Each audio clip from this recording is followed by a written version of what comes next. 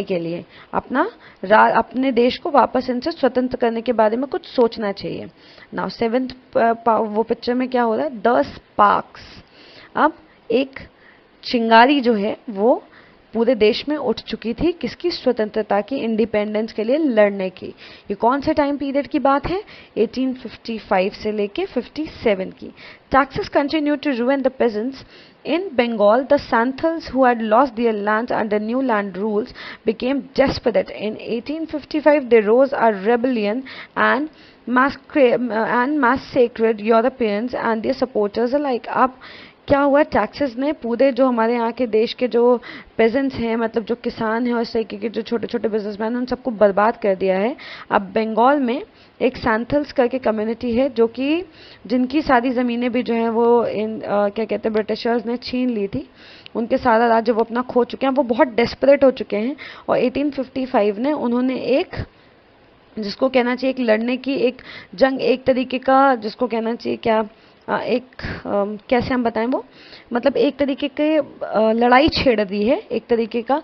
उन्होंने ये लड़ाई के एकजुट होके एक स्वतंत्रता के लिए एक उम्मीद जगाने के लिए आपस में मिलके एक छोटा सा एकजुट होकर लड़ाई की शुरुआत करी थी, जिससे कि वो यूरोपियंस को अपने यूरोपियंस से अपना राज्य वापस ले सकें। Now discontent was brewing in East India's company's army too. अब जो आर्मी में भी जो कुछ लोग थे इंडिया में, मतलब जो इंडियंस जो आर्मी में लोगों के एक छोटी छोटी नौकरियां कर रहे थे, अब उनको भी ये चीज़ समझ में आने लगी थी। The white soldiers get huge pay mansions to live in and they live like servants. अब उनको भी समझ में आने लगा था कि जो सोल्जर्स वाइट मैन थे ईस्ट इंडिया कंपनी के, उनको बहुत पैसे मिलते थे, वो बड़े बड़े मैंशन में लेते थे और ये लोग इन लोगों को नौकरों की तरह ट्रीट किया करते थे। While we get a pittance and slow promotion, और इनको क्या छोटी छोटी सी सैलरी मिलती थी और ये इनको प्रमोशंस भी जल्दी नहीं मिला करता था। तो अब ये भी जो थे इनके ऑपोजिशन में खड़े होने लगे थे। द अंग्रेज asked us to cross the sea which is against our religion. उनको इन्होंने ये भी कहा कि ये जो अंग्रेज थे ये हमको वो दायरे या समुद्र नापने की कोशिश करते जो हमारे रिलीजन के खिलाफ है। हु इज द टोपी वाला to abolish our old age customs. और ये टोपी वाले कौन होते हैं जो हमें हमारे पुराने कस्टम्स को तोड़ने के लिए मजबूर करें। Thousands of other sepoys revolted. They were stripped to of their uniforms. और भी कई सिपाही थे जिन्होंने रिवोल्ट छेड़ दिया, एक आंदोलन छेड़ दिया अंग्रेजों के अगेंस्ट जाने के लिए। Sepoy Mangal Pandey attack the adjutant of the regiment and was executed, humiliated and put in irons. अब इसी तरीके से एक जो सिपाही था मंगल पांडे, उन्होंने भी अपने यहाँ के अपने रेजिमेंट के एक जो वो थे ऑफिसर थे उनके ऊपर अटैक किया और वहाँ से नौकरी से निकाल दिया। इसी तरीके से धीरे धीरे से मतलब क्या होने लगा कि अब लोग जो थे, जो इंडियंस थे, वो रियलाइज करने लगे और ब्रिटिशर्स के अगेंस्ट खड़े होना शुरू कर दिए। आंदोलन छिड़ने लगे, स्वतंत्रता के लिए लड़ाइयों की बात होने लगी। अब एक रिवोल्ट जो था वो छिड़ने लग चुका था पूरे देश के अंदर।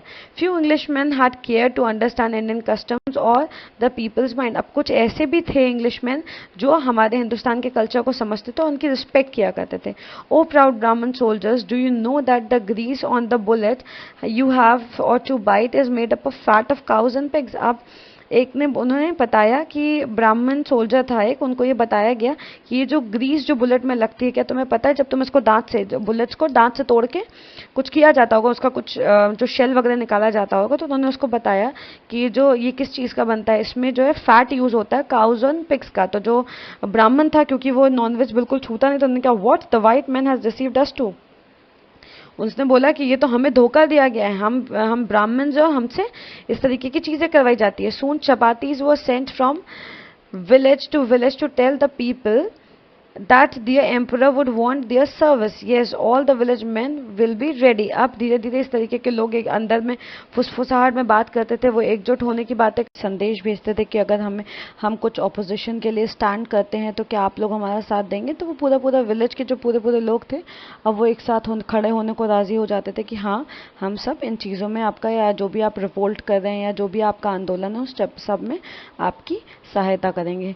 Similarly lotus flower circulated among Indian soldiers. अब लोटस का जो फ्लावर था वो सर्कुलेट करा गया था, मतलब कहाँ बांटा गया था, अमंग इंडियन सोल्जर्स।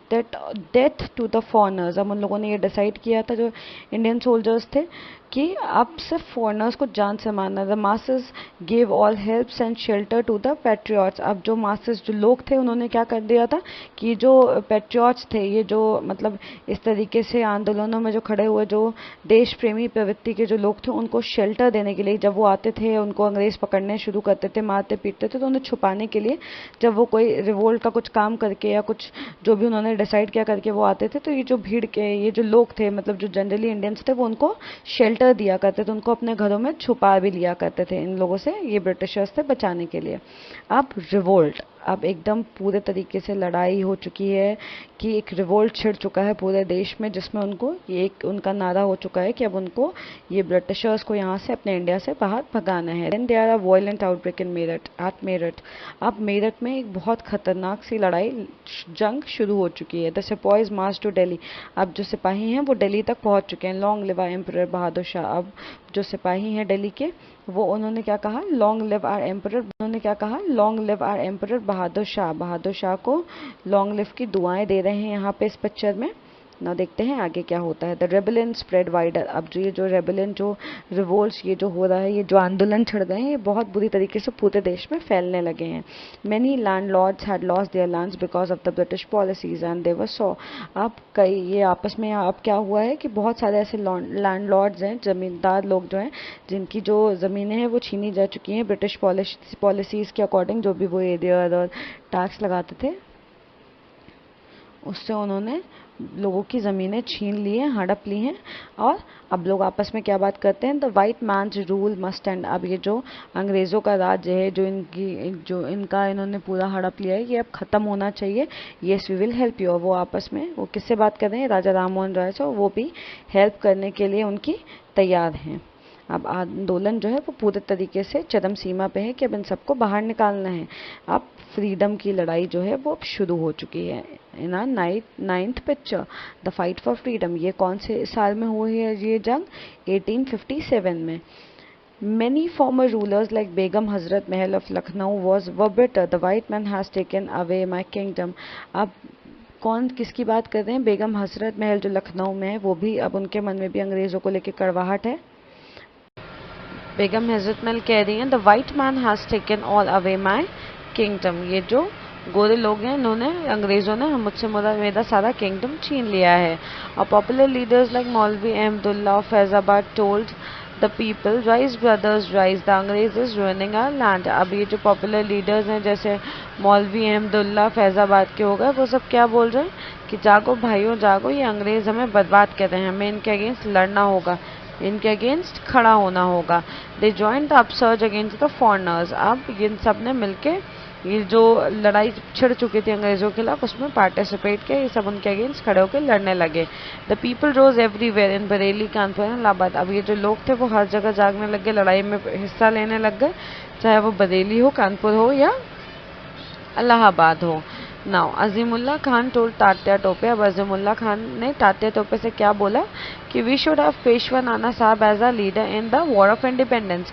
हमें पेशवा नाना साहब को एज अ लीडर रखना चाहिए अपने, वे हमारे लीडर होंगे कहाँ, वॉर ऑफ इंडिपेंडेंस में। दे हैव डिसाइडेड कि पेशवा नाना साहब जो है वो उनके इस इंडिपेंडेंस की लड़ाई में लीडर होंगे। 80 year old Kunwar Singh of Bihar receive the bullet in his breast. अब जो 80 ईयर्स ओल्ड कुंवर सिंह है, उनकी कलाई में गोली लग गई और वो क्या कह रहे हैं इस पिक्चर में, mother Ganga this is my last offering to you. ये उनकी आखिरी ऑफरिंग थी माँ गंगा को, अपनी धरती को, जो उन्होंने अपनी जान को इस इंडिपेंडेंस की लड़ाई में कुर्बान कर दिया।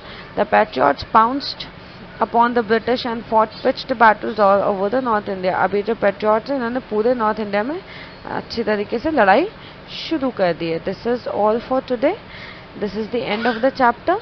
तो लास्ट में अब हम ये देखते हैं कि हमने इस बार पूरे चैप्टर में क्या पढ़ा है। इसमें कुछ ग्लिम्स दिए हुए थे पास्ट से रिलेटेड, जिसमें अलग अलग तरीके की चीज़ें कहाँ से कैसे शुरू हुआ, कैसे ब्रिटिश ईस्ट इंडिया कंपनी हमारे यहाँ आई, कैसे उन्होंने हमारे लोगों से उनकी ज़मीनें छीन ली, वहाँ से अपना सामान बिना एक्सपोर्ट ड्यूटी के, बिना इम्पोर्ट ड्यूटी के यहाँ ला के बेचने लग गए बहुत सस्ते दामों में, जिसकी वजह से हमारे यहाँ की जो इंडस्ट्रीज़ थी, जो हमारे कॉटन मिल्स थे, जो हमारे वीवर्स थे, जो हमारे यहाँ घर घर उद्योग हुआ करता था, वो सब सब बर्बाद हो गया, उनके पास टैक्सेस पे करने के लिए नहीं थे, तो इस तरीके से उन्होंने किसानों के ऊपर भी हैवी टैक्सेस लगाए, उससे उनकी ज़मीनें छीन ली और किस तरीके से पूरे देश में अपना राज्य फैला लिया।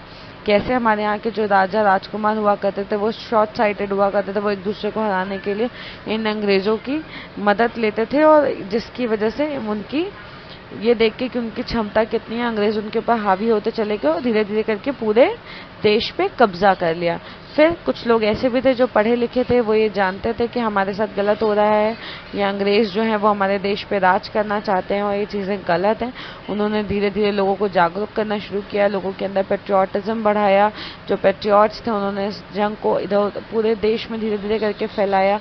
कैसे लोगों को ये रियलाइजेशन होने कि मतलब हमारे मतलब ये सारी चीज़ें हमारे लिए कितनी गलत हैं और लोग इनके अगेंस्ट खड़े हुए। कैसे एक चिंगारी जो थी लोगों के बीच में, लोगों के मनों में जगी और लोगों ने उस चीज़ को उस मतलब आप एक इंडिपेंडेंस की लड़ाई के बारे में सोचा, इन फॉरेनर्स के अगेंस्ट खड़े होने के बारे में सोचा और एक लड़ाई लड़ी और फाइनली कैसे लोगों ने एक जो जिसको कहना चाहिए कि जो हमारी इंडिपेंडेंस की लड़ाई थी वो कैसे शुरू हुई और कैसे हमारे देश को independence milli.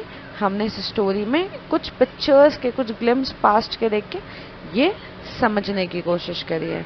This is the end of the chapter and this is the end of this part of the video as well. Thank you so much.